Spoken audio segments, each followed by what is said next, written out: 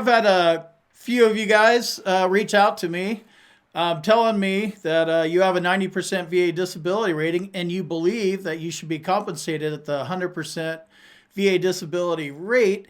So I wanted to bring up a couple of points for you guys to consider. The first thing is this will be the most important 10% VA disability rating increase that you're going to encounter. Why? If you are getting paid at the 90% rate and you're a single, you get 1862 and 96 cents, so $1,862. The 100% VA disability rate is $3,106.04. So that's a huge difference.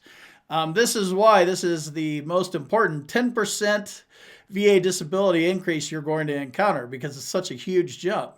3,100, 1,800 and change. It's like $1,243. Big jump. This is also the hardest jump to make too, so keep that in mind. The second point I'd like to make is that you need to know what your VA disability rating currently is. If you're getting paid at the 90% rate, you're somewhere between 85 and 90. So 85, 86, 87, 88, 89, and then you're rounded up to 90. Or you're at 90, 91, 92, 93, 94, and you're rounded down to 90. So that's a big swing.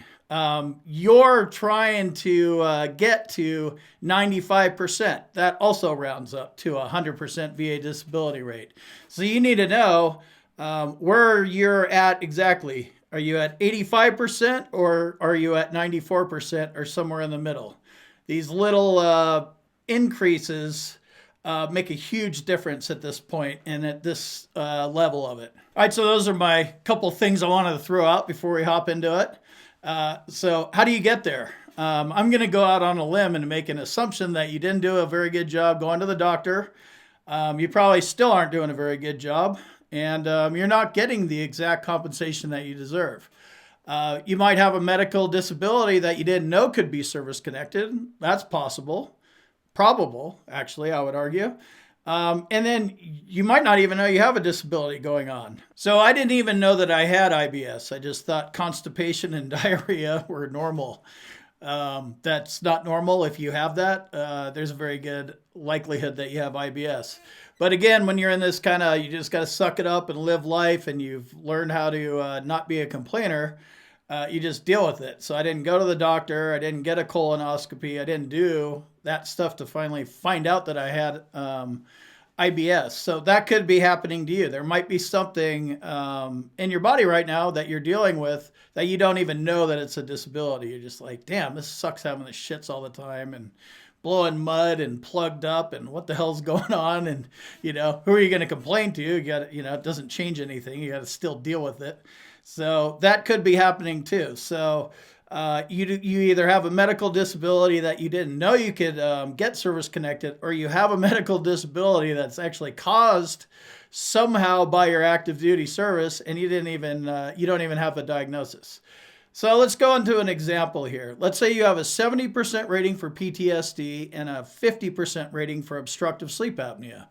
That would put you at 85%, which is actually rounded up to 90. So if you're looking to get to 95%, you're going to need some high value claims, right? You need to get from 85% to 95%. So this is the biggest jump here. You need 10 points up at this high level. You're going to need an additional 60% or so. The VA math is a little confusing to me. I use the disability calculator, but which is fine. I suggest you do that as well, but it doesn't really matter. You just need to understand these concepts here. So if you're at 85% and then you're thinking about a migraine claim, like you didn't even know you had migraines or something or whatever, let's say you put together and assemble a good migraine claim and you get approved. That will take you from 85% to 93%. So it won't quite get you to 100%, but it's a good start. So migraines are a high value claim.